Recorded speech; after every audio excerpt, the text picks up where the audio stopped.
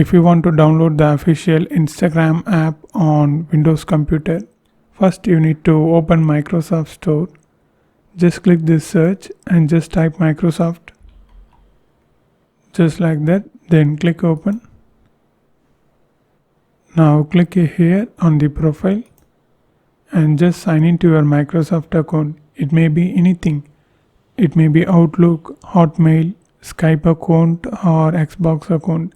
You just need to sign into your Microsoft account.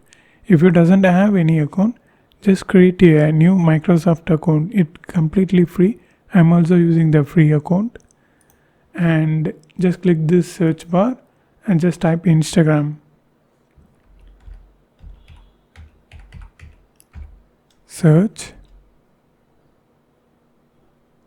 Yeah, here you can see it's completely free. Open this. Here you can see it's official app, Instagram Meta app. So just click download. Then it will be download like this. Okay, it's downloaded.